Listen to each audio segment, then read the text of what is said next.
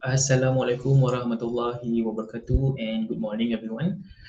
Okay, for this week we are going to proceed with chapter 8. Kita dalam minggu ke-9, week 9 of our 14 week of learning. Jadi dalam semester ni untuk minggu ke-9 ini kita akan belajar on chapter 8 retailing dan juga uh, dalam video satu lagi untuk minggu ni kita akan belajar on chapter 10 iaitu pricing concept.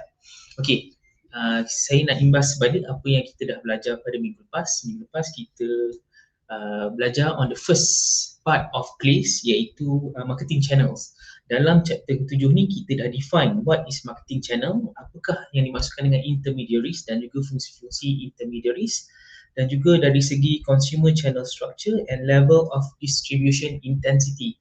For your information, untuk chapter ke-7 ini dia boleh dikategorikan dalam in your group assignment dekat 3.3 iaitu place and distribution channel. So based on chapter 7 ni kamu dah boleh jawab dekat bahagian how company distribute the product yang pertama, dan untuk yang kedua level of distribution intensity sama ada dia elective, intensif ataupun eksklusif. Dan saya ada dapat soalan daripada salah seorang daripada wakil daripada kelas 3E, Syahidah. Dia ada tanya berkaitan dengan what channel company use and why. Okay, untuk bahagian ini kalau pilihan produk kamu tu dia ada retail store dan there will be no problem. Tetapi kalau dia tak ada retail store ataupun physical store, kemudian kamu boleh rujuk dekat bahagian kedua untuk place ni iaitu chapter ke-8 untuk retailing.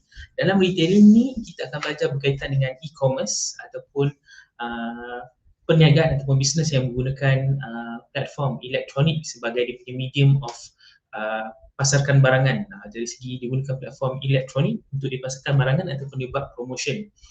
Okay, hopefully this help for you to understand dekat bahagian 3.3 kat place and distribution channel tu. Okay, so untuk chapter ke-8 ni kita akan mulakan dengan our lesson outcome ataupun learning objective kita. Yang pertama, kita akan try to define the meaning of retailing. Kita akan tengok apakah yang dimaksudkan dengan retailing ni, apakah beza dia, and then we are trying to explain the dimension of retailers kita kena cuba untuk explain the dimension of which retailers can be classified. So kita akan tengok dari segi classification of retail operation sebenarnya. And then the third learning objective adalah we are going to describe the major types of retailing operation. Okay, so dekat sini major type of retailing operation dia ada 7 jenis kita akan belajar. Jangan risau, pemahaman dari segi retailing ni sebenarnya dia sangat-sangat mudah sebabnya kita akan belajar apa yang sebenarnya ada di pasaran. Dari segi contohnya mungkin dari segi drugstore ataupun supermarket. Yang ni kita akan belajar sekejap lagi.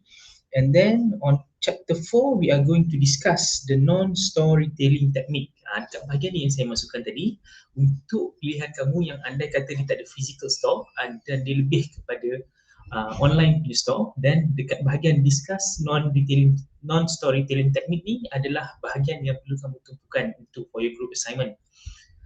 And the last learning objective is to define what is actually franchising, dan juga kita akan tengok untuk franchising ni dia ada 2 jenis, 2 basic forms. Right. Moving on to the first learning objective. Okay, so secara umumnya ini adalah contoh-contoh retailers yang terdapat di seluruh dunia. Dekat US especially dia ada Walmart, they have Amazon, they have Kroger, and then they have Albertsons company. And then dia ada Ace Hardware. Ace Hardware ni dekat Malaysia pun ada. We have Starbucks and we also have Pizza Hut and Taco Bell. Taco Bell yang baru buka dekat Cyberjaya 2 bulan lepas kalau tak salah saya. And then we have Sears, and then salah satu contoh adalah iTunes yang dimiliki oleh Apple sebagai contoh.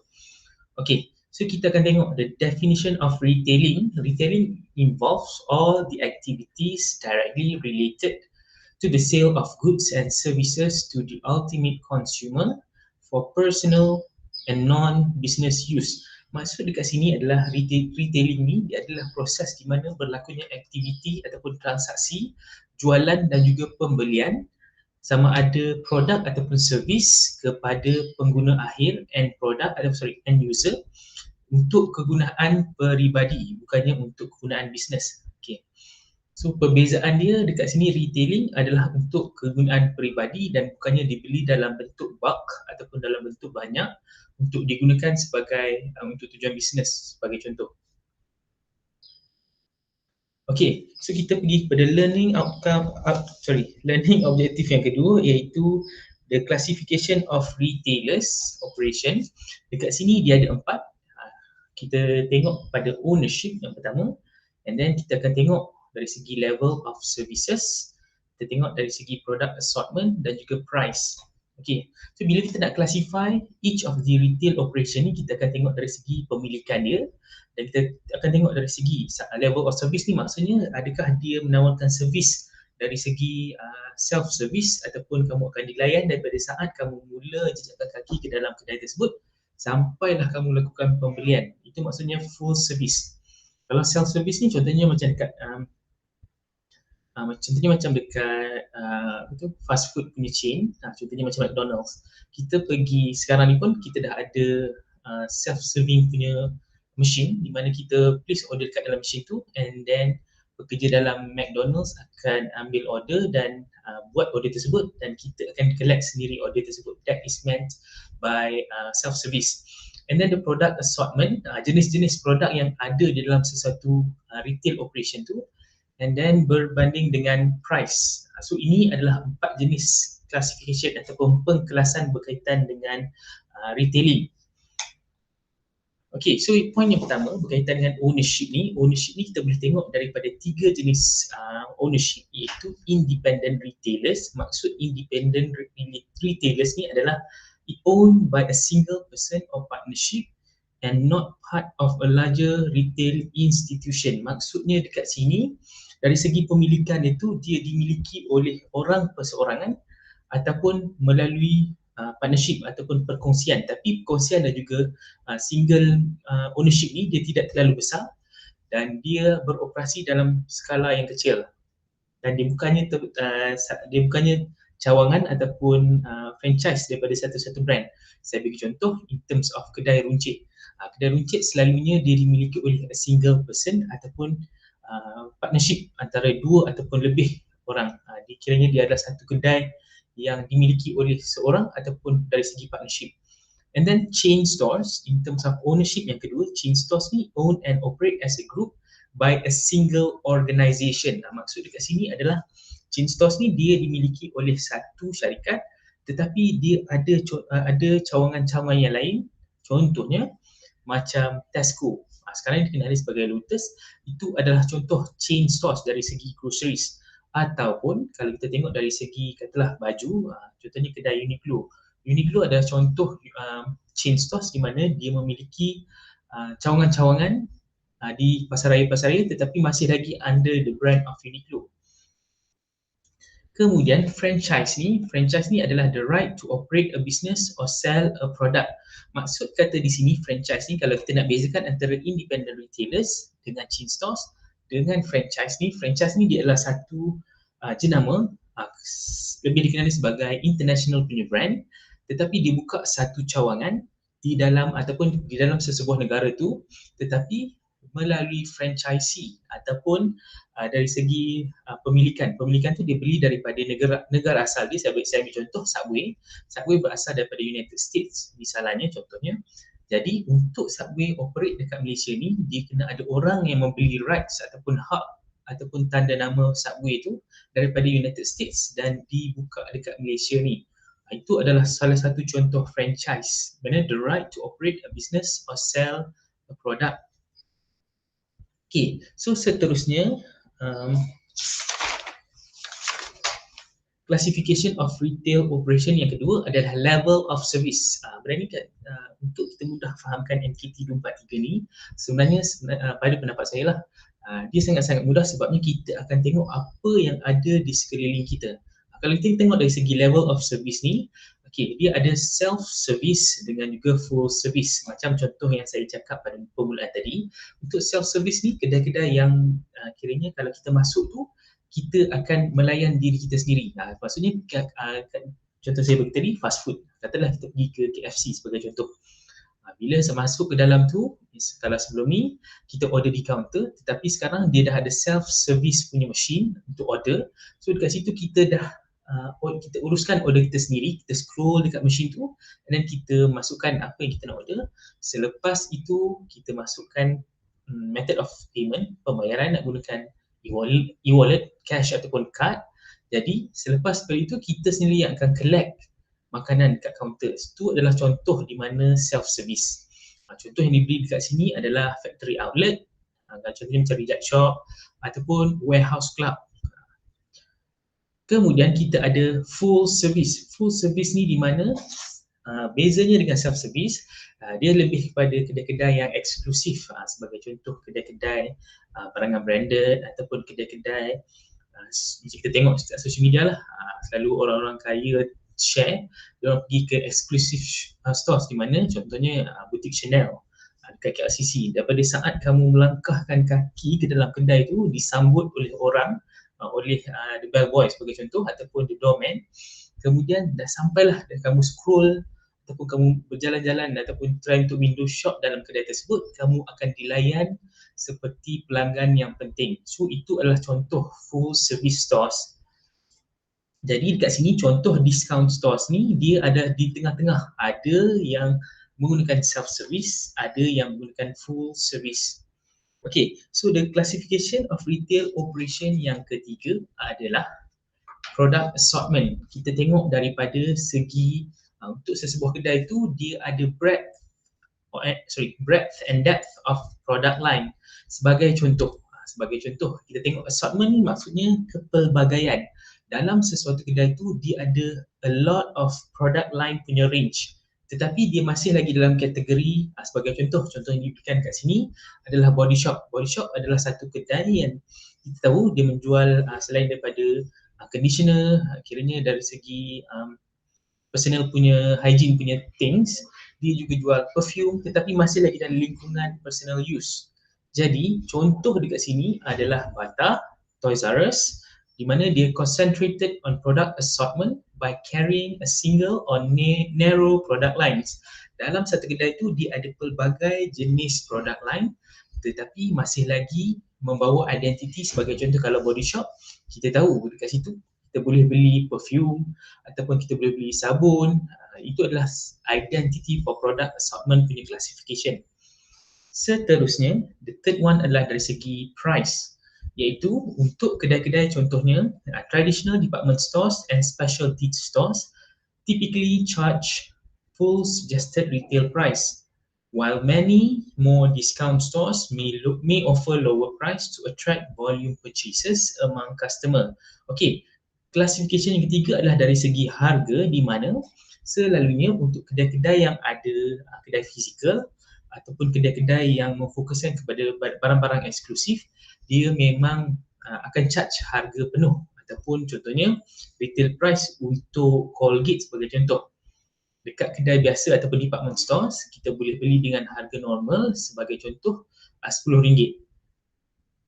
Tetapi untuk kedai-kedai yang sebagai contoh dia nak attract orang, dia akan offer lower price untuk pastikan orang ramai membeli di kedai dia. Itu dari segi price, di mana ada setengah kedai physical dia akan charge full suggested retail price, dan ada kedai dia akan memfokuskan kepada discount dan juga mungkin free gift untuk menggalakkan orang ramai singgah ke kedai dia. Sebagai contoh, kalau kita tengok dekat Guardian ataupun Watson, dia selalunya charge pada harga yang rendah ataupun ada offer-offer yang ditawarkan. Sebagai contoh, contohnya nak beli sabun mandi Dettol, kalau dekat kedai biasa ataupun kedai-kedai yang tak ada diskaun, harga dia mungkin untuk 600ml, harga dia mungkin RM16. Tetapi Guardian ataupun Watson dia ada every month dia ada offer untuk lower price, dan harga yang boleh didapati melalui kedua-dua kedai ni mungkin lebih murah, contohnya RM13 ataupun RM12 berbanding dengan kedai biasa RM16 untuk sabun mandi Dettol sebagai contoh. Okay, so that is for the classification of retail operation. Dia ada 4 jenis. Saya recap balik. Kita ada ownership, kita ada level of service, kemudian ketiga kita ada product assortment, and the fourth one we have price. Next one, kita akan teruskan dengan major types of retail operation. Okay, pada saya pemahaman berkaitan dengan retail operation ni, types of retail operation dia sangat mudah sebabnya kita tengok benda yang dah sedia ada dalam pasaran. Sebagai contoh, pasaran yang besar ataupun specialty stores, supermarket, drug stores, convenience stores, discount stores and restaurants. Benda-benda ni saya percaya selain daripada contoh-contoh yang saya berikan, kamu lebih arif sebabnya mungkin kamu kerap membuat pembelian di jenis-jenis retail operation ni. Okay, so daripada 7 types of retail operation ni, saya akan go one by one.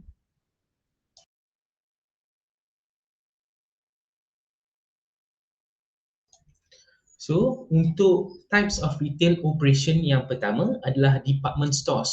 Department stores ni, dia offers a wide variety of product lines. It carries a wide variety of shopping and specialty goods including apparel, cosmetics, electronic and etc.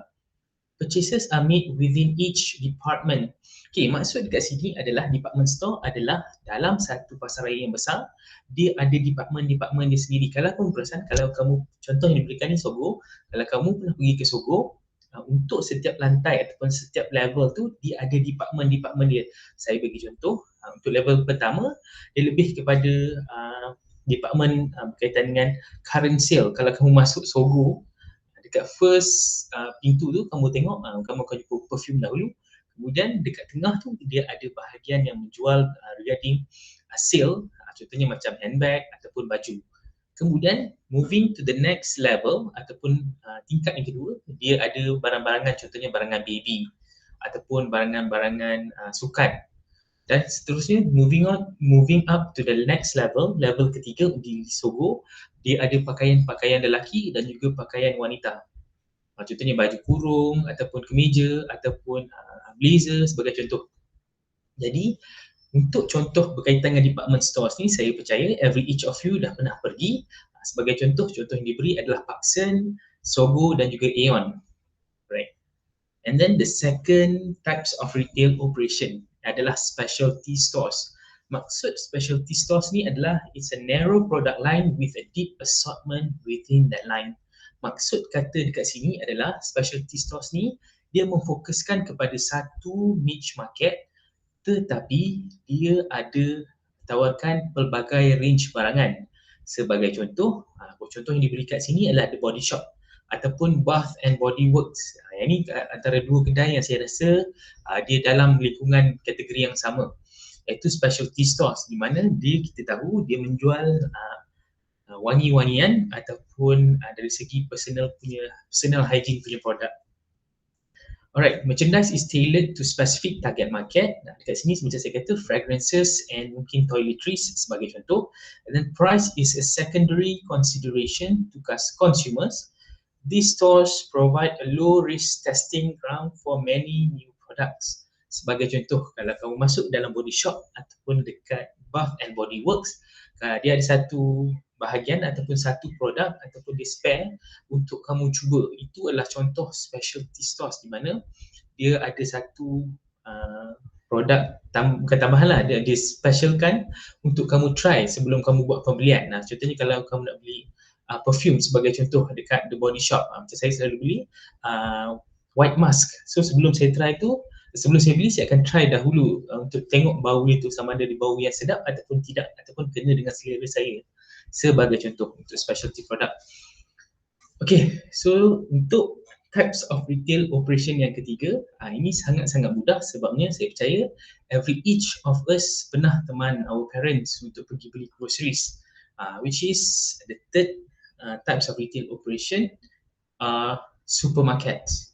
Maksud supermarket dekat sini adalah operate large, low cost, low margin, high volume and self-service stores serving customers total need for food, laundry, household and etc. Maksud dekat sini adalah supermarket ni adalah satu tempat di mana dia beroperasi dalam skala yang besar, dia menawarkan kos yang rendah dan juga dari segi keuntungan itu mungkin sedikit rendah, tetapi volume ataupun jumlah produk yang ditawarkan tu tinggi ataupun banyak, ataupun kepelbagaian itu banyak, Dan juga dia adalah self-service store. Sebagai contoh, katakanlah kamu pernah pergi ke Giant, Tesco ataupun Econsafe, itu adalah contoh supermarket di mana kita ada, dia punya dari segi services dia adalah self-service. Kita pergi, kita tolak trolley and then kita pilih barangan tu dengan both of our hands, kiranya pilihan kita sendiri.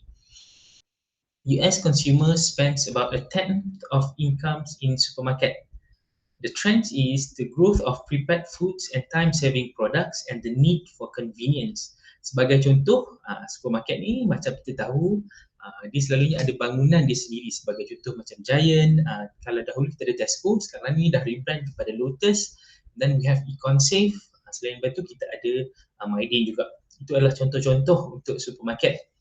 And then the fourth types of retail operation adalah ini kalau dekat United States mereka ada Sears. Sears ni dia lebih kurang macam Giant dan juga Lotus ataupun Tesco dekat Malaysia ni. Dia punya kategori dia masih dalam kategori yang sama. Okay, so the fourth type of retail operation adalah drugstores. Kalau kamu perasan dalam English movie selalunya mereka akan refer pharmacy ni sebagai lebih kepada drugstores. Maksud drugstore ni dia punya jual dadah yang illegal tetapi dia jual kiranya lebih kepada medication. So the drugstores ni are to sell pharmacy related products and services to the customers, carry a wide selection of over the counter medication, also known as OTC medication. The products offers included medicine, cosmetics, health products, beauty item and etc. Stock pharmacy related products and services. Kalau ini contoh ni sangat-sangat mudah. Kita ada Guardian, kita ada Watson, kita ada Alpro Pharmacy, dan kita ada Caring Pharmacy. Contoh yang diberikan kat sini. And then the fifth types of retail operation adalah convenience store. Beza antara convenience store ni dengan supermarket adalah dia kemungkinan menawarkan range produk yang sama, selalunya groceries ataupun dari segi healthcare ataupun laundry and household produk, tetapi bezanya supermarket ni di dalam skala yang besar dan juga dekat sini untuk convenience store dia selalunya di dalam skala yang lebih kecil. Tapi dia tidaklah sekecil kedai runcit, dia contohnya macam 7-Eleven, Speedmart, kita ada sekarang ni kita dah ada CU Mart daripada Korea dan kita juga ada Family Mart sebagai contoh. Itu adalah contoh-contoh convenience store. And the definition of convenience store ni adalah a miniature ataupun small supermarket carrying only a limited line of convenience goods. It's set up near residential area. Keyword dia adalah near residential area, selalunya dia ada berdekatan dengan kawasan perumahan. Berbanding dengan supermarket, dia mungkin sedikit jauh daripada kawasan perumahan dan remain open 24 hours, 7 days a week, charge high price to make up higher operating cost, lower sales volume. Okay, sebelum zaman COVID, macam kita tahu 7-Eleven adalah kedai convenience store yang beroperasi selama 24 jam. Kalau kamu perasan dari segi harga yang ditawarkan, contohnya kalau kamu beli Supering dekat 7-Eleven dengan kamu beli Supering dekat Speedmart, dia adalah dua harga yang berbeza. Sebab apa? Untuk Speedmart, dia tidak beroperasi selama 24 jam. Katalah dia tutup pukul 10 malam. Tetapi kalau 7-Eleven, bezanya adalah dia beroperasi selama 24 jam. Jadi dari segi kos untuk operasi tu, of course dia ada perbezaan, menyebabkan harga yang ditetapkan for each convenience store dia berbeza. Sebabnya dia nak tanggung kos yang terlibat untuk penjualan barangan tersebut. Okey, contoh-contoh yang diberikan untuk convenience store adalah 7-Eleven, many petrol station, contohnya macam Shell ataupun Petronas, mereka ada kedai convenience store sendiri. Macam Petronas, tak salah saya, kedai convenience store dia nama Mesra. Itu contoh-contoh berkaitan dengan convenience store. Alright, and then the six types of retail operation adalah discount stores. It's a retailer that competes on the basis of lower prices, high turnover and high volume. It's a discount store in merchandising, a retail store that sells product at prices lower than those asked by traditional retail outlets. Some discount stores are similar to department stores in that they offer a wide assortment of goods. Indeed, some are called discount department store. There are four major categories of discount store. Yang pertama, full line discount store. And then they have specialty discount store, warehouse discount store, dan juga off-price discount store. Okay, untuk pemahaman mudah kita, untuk discount store ni selalunya kita kenali sebagai kedai-kedai yang menjual barangan ataupun pakaian ataupun produk menggunakan harga, orang panggil harga retail, harga borong. Kedai harga borong. Contohnya, kalau dahulu kita ada, zaman saya membesar, kita ada reject shop. Reject shop ni dia bukanlah kedai yang menjual barangan yang reject terus, tetapi sebagai contoh, dia menjual barangan yang mungkin dikategorikan sebagai reject untuk branded punya item, tetapi sebenarnya dia reject sebab ada mungkin kesalahan kecil kepada produk tersebut. Sebagai contoh, seluar jeans tu mungkin terlebih jahit ataupun tak ada poket dekat sebelah. So instead of dia remove ataupun buang produk tersebut, dia jual di kedai-kedai discount stores, contohnya macam reject shop. Zaman saya membesar dekat Alustar dahulu dengan dekat Shah Alam, dia ada reject shop yang selalu jugalah saya singgah untuk saya beli ataupun saya check ataupun saya tengok mungkin ada pakaian yang saya berkenan. Right. Okay, so ketujuh, yang terakhir, types of retail operation. Ini of course kita semua tahu, di mana restoran. Restoran ni adalah satu tempat di mana kita membeli ataupun menikmati makanan dekat premise tersebut. Straddle the line between retailing establishment and service establishment.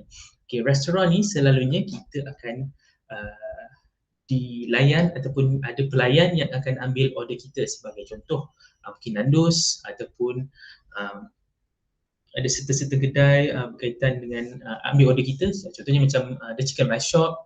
Itulah contoh-contoh berkaitan dengan restoran, di mana it offer tangled products, food and beverage. Maksud dekat sini, contoh restoran, produk yang selalu kita tahu, dia mesti menawarkan makanan ataupun minuman sebagai contoh. But they also provide a valuable service for consumers in the form of food preparation and food services. Okay, contoh diberikan kat sini, kalau dekat Pasir Gudang kita ada Benafi Village ataupun restoran Afrin. Macam contoh yang saya bagi tadi, sama ada Nandos ataupun Chicken Rice Shop. Ataupun kalau lebih high end, mungkin dekat 5-star restaurant. Okay, so sebelum kita teruskan dekat bahagian non-storytelling, saya rasa kita akan rehat sekejap dalam 2 minutes. Saya nak pergi refresh myself sekejap, and I hope you also refresh yourself. Rehatkan mata sekejap, dan kita akan sambung in another 2 minutes.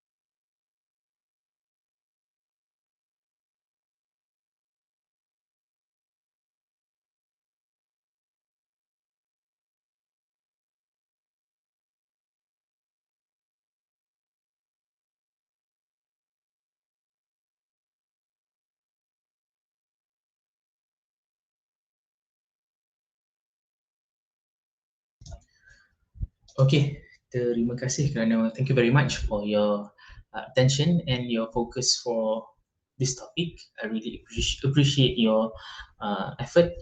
Okay, so seterusnya kita akan teruskan ada sedikit lagi untuk chapter ke-8.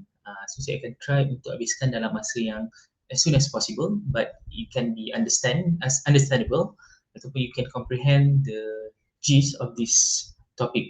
Okay, so sekarang ni kita akan masuk di bahagian non-storytelling. Maksud non-storytelling ni, dia ada 4 jenis. Yang pertama, automatic vending. Kalau kamu tengok vending machine ataupun kalau kamu nak beli item dekat, katalah dekat fakulti ada satu mesin, vending machine. Itu adalah contoh vending, automatic vending. And then we have direct retailing. Direct retailing ni dia lebih kepada macam penjualan dari segi direct selling. And then we have direct marketing, and then dekat sini saya nak explain berkaitan dengan soalan yang dikemukakan berkaitan dengan contohnya katalah kamu pilih produk yang tak ada physical store sebagai contoh Netflix. Then this is the part where you relate with your product di mana berkaitan dengan electronic retailing di mana shop at home networks ataupun online retailing. Okay, so kita akan pergi kepada yang pertama non-storytelling untuk memudahkan pemahaman kita kat sini. Okay, so kalau sebelum ni 7 jenis retail store tadi tu, contohnya macam restoran, drugstore, supermarket, convenience store, itu adalah physical store. Kiranya kalau kamu tengok dia ada kedai yang kita boleh tengok ataupun kita boleh pergi ziarahi. Contohnya macam kita if I want to buy a new clothes sebagai contoh, saya singgah dekat Uniqlo sebagai contoh. Alright, so berbanding dengan non-store retailing, dia lebih kepada, dia tak ada physical store tetapi dia mungkin menjual barangan dengan menggunakan machines, vending machine sebagai contoh, ataupun dibuat direct selling, dia jual daripada rumah ke rumah, ataupun direct marketing, contohnya melalui WhatsApp ataupun dia hantar email, dia hantar katalog, ataupun last sekali adalah melalui electronic retailing. Okay, so kita akan pergi pada non-store retailing yang pertama iaitu automatic vending.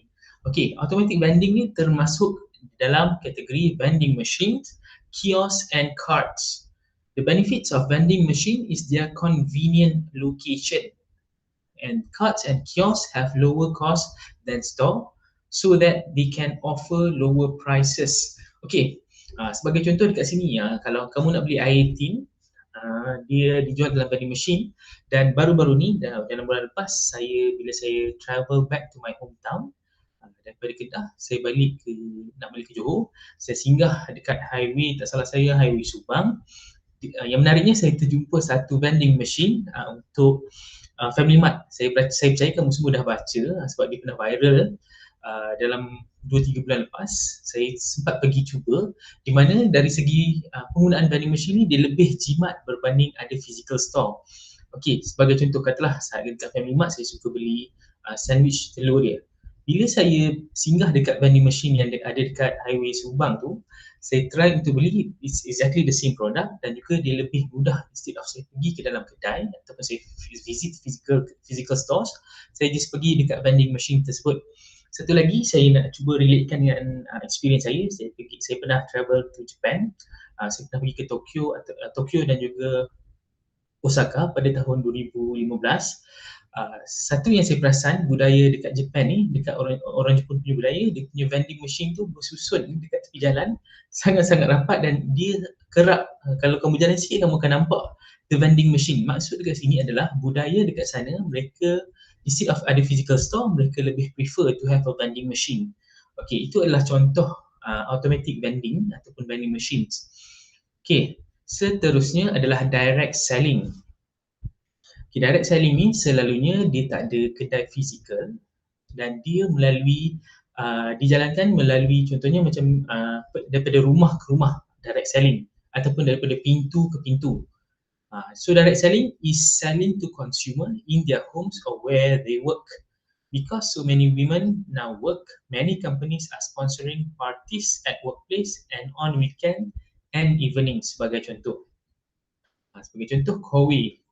Dia adalah salah satu contoh direct selling di mana dia tak ada physical store ataupun kedai yang besar, tetapi dia approach kita melalui direct selling ataupun melalui penajaan-penajaan Itu adalah contoh direct selling. Seterusnya, direct marketing, which includes any marketing activity that directly links manufacturer or intermediaries with the ultimate consumer.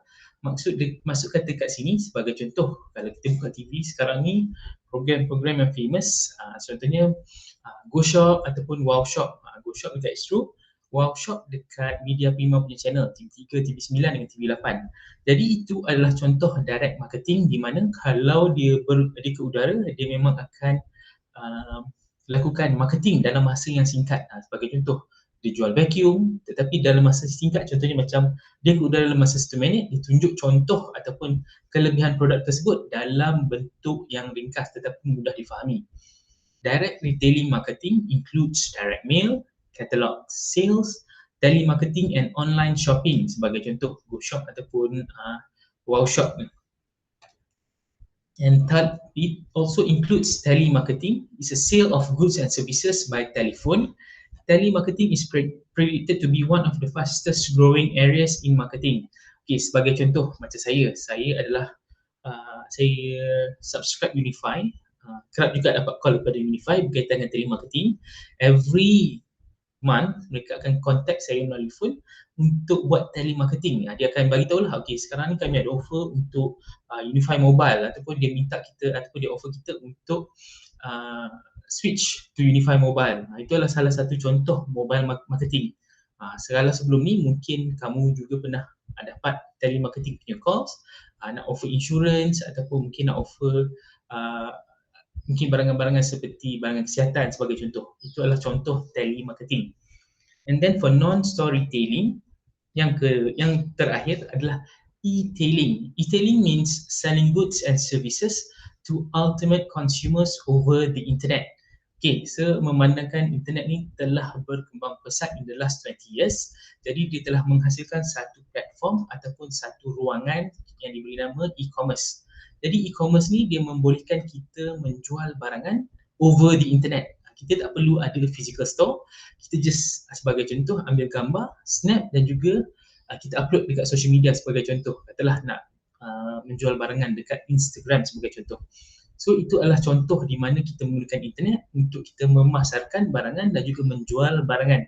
Getting customer is only half the battle. The other half is delivering the goods, provide services and keeping your customer.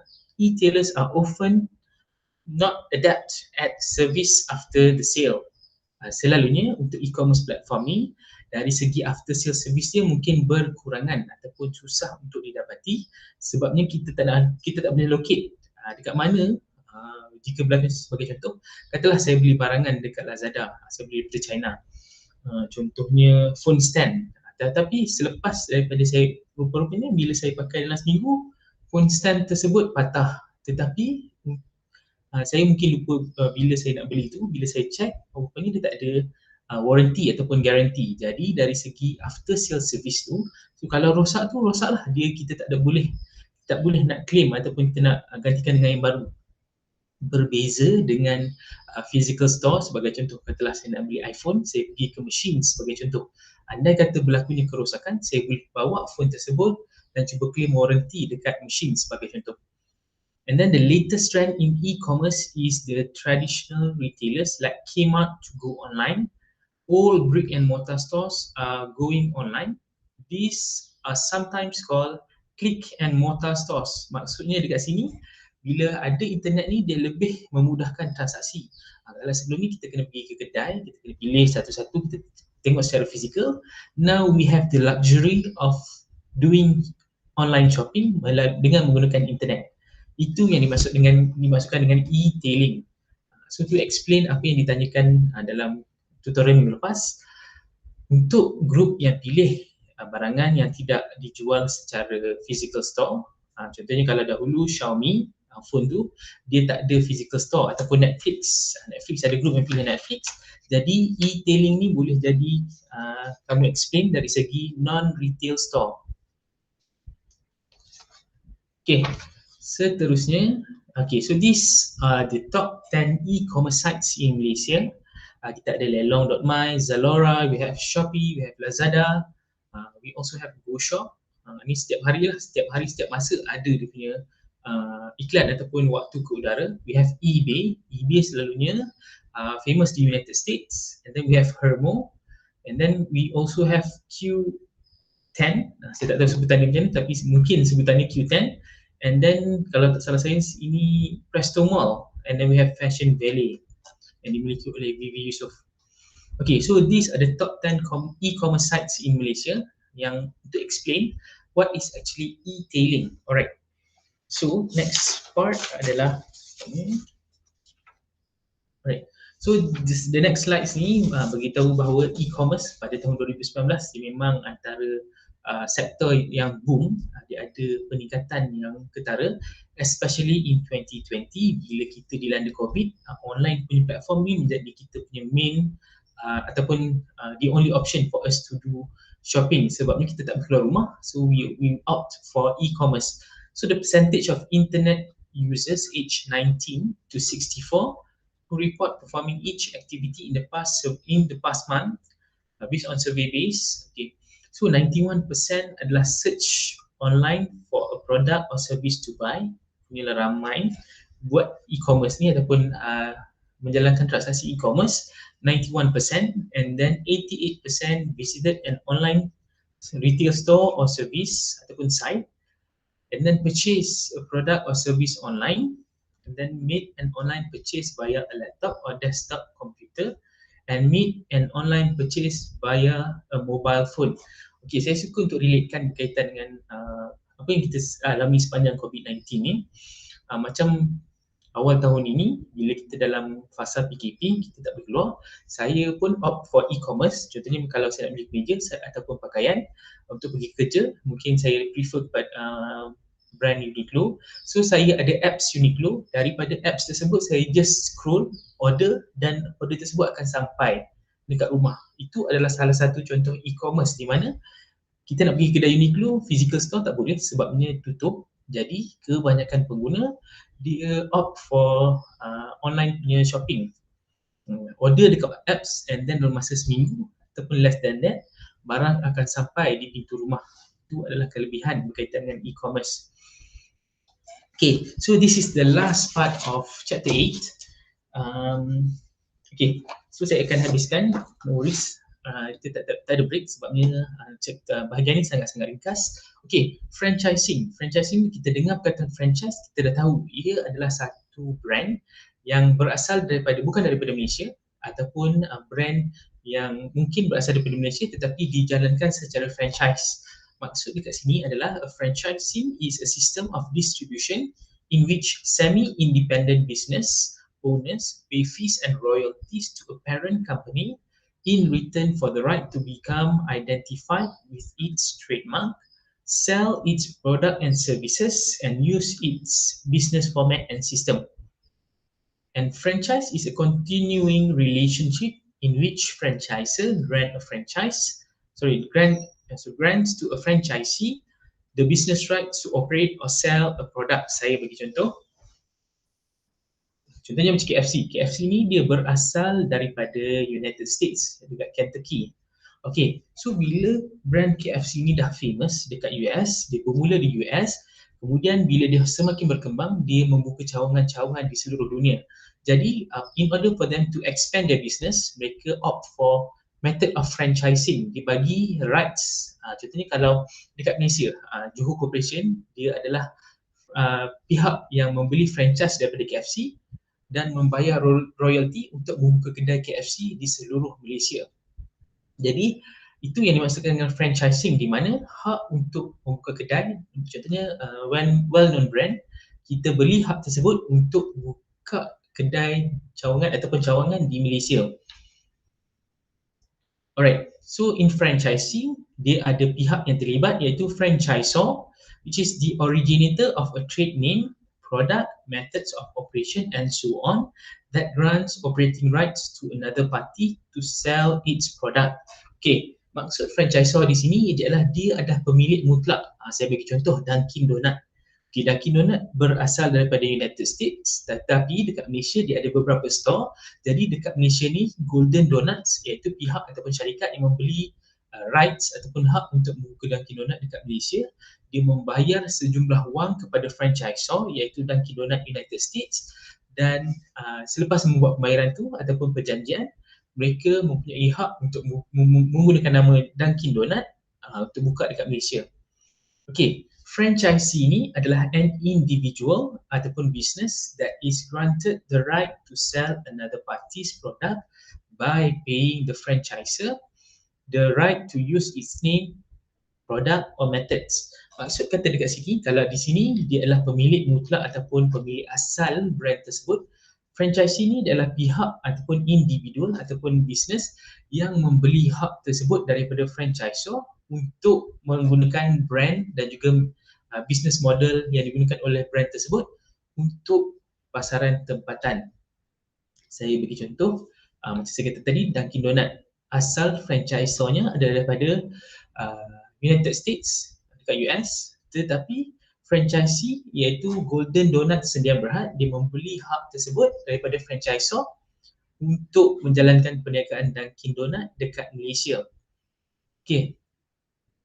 So there are two basic forms of franchising, di mana yang pertama adalah product or trade name dan yang kedua adalah business plan format. Maksud dekat sini adalah untuk yang pertama, produk ataupun trade name ni adalah dari segi brand ataupun jenama tersebut. Grants to the right to use a widely recognized name within a particular territory. True Value Hardware, Associated Groceries Incorporated, AGI ataupun Century 21. Maksud kata dekat sini, franchising dia ada dua jenis. Yang pertama, produk ataupun trade name. Dia dari segi, contohnya macam saya bagi contoh tadi, Dunkin Donut tu ataupun KFC ataupun McDonald's, dia membeli franchise tersebut dengan tujuan untuk mendapatkan hak untuk memasarkan produk ataupun brand tersebut. Okay, so jenis franchise yang kedua adalah business plan format, where it provides an entire business plan, marketing and operating system. Guidance from the franchisor is ongoing. Supervision and monitoring are continuous. Sebagai contoh, kalau sebelum ni Subway ataupun McDonald's, ataupun kalau kamu perasan sebelum kita ada T-Life, dia ada satu brand yang dikenali sebagai Chatime. Kalau kamu nak dekat pembacaan lanjut, kamu boleh baca berkaitan dengan dispute between Chatime dan juga T-Life. Itu adalah contoh di mana sebelum ni pemilik T-Life, saya tak ingat Brian Lui kalau tak salah saya, dia membeli hak franchise daripada Chatime untuk operate Chatime, asalnya daripada Taiwan, tetapi dia operate dekat Malaysia. So tetapi bila berlakunya dispute, contohnya Chatime berkata, Brian Lui sebagai contoh owner untuk Chatime Malaysia, dia menyalahguna ingredients. Jadi dari segi business plan format, dia tidak mematuhi perkara yang telah disetujui bersama, jadi berlakunya dispute. Daripada dispute tu terlahirnya T-Life. Itu sedikit backstory lah berkaitan dengan contoh franchising. Okay, so this is the advantages and disadvantages of franchising, which is you can read. If you have any question, sorry. So if you have any question regarding advantages and disadvantages ni, kamu boleh baca and try untuk fahamkan. Kalau kamu ada soalan, you can ask me. Dan dekat sini, kalau kamu perasan, saya ada letak satu link untuk kamu klik dekat sini. Dekat sini saya dah masukkan sumber ataupun sedikit pembacaan untuk kamu baca berkaitan dengan franchising di Malaysia ni. Ada contoh-contoh yang diberikan dan juga apa yang perlu sesebuah syarikat tu bayar kepada franchisor. Sebagai contoh, katalah Subway, berapa persen untuk mereka bayar sebagai royalty. Okay. Alright, so this is a random punya thoughts di mana 30-second speech by Brian Dyson. Imagine life as a game in which you are juggling some 5 balls in the air. They are work, family, health, friends, and spirit, and you're keeping all of this in the air. You will soon understand that works is a rubber ball. If you drop it, it will bounce back. But the other 4 balls, yaitu family, health, friend, and spirit, are made of glass. If you drop any one of these, they will be irrevocably scuffed, marked, nicked, damaged or even shattered. They will never be the same. You must understand that and strive for it. Maksud dekat sini adalah kita cuba untuk menghargai dari segi uh, family, health, friends and spirit, sebab benda-benda ni adalah perkara-perkara penting yang akan membantu kamu to navigate in your life. Ini hanya secara randomly lah. Okay, alright. So untuk chapter ke-8 ni kita dah cover untuk bahagian place. Minggu lepas kita belajar berkaitan dengan marketing channel, place yang pertama. Then the other part of place, which is retailing, kita dah cover for this chapter. So I believe that you can start working on 3.3 punya bahagian untuk your report. And if you have any question, please ask me. Saya akan cuba bantu kamu. And insyaAllah tutorial untuk minggu ke-9 ni saya akan post another video lecture on chapter 10. Jadi saya ucapkan thank you very much for your focus and attention for this lecture. And I really hope that don't forget to fill up your attendance for your future. And hopefully insyaAllah lepas daripada cuti special break untuk kita punya Christmas break nanti, saya akan jumpa kamu secara live untuk minggu ke-11 nanti. Assalamualaikum and have a good day.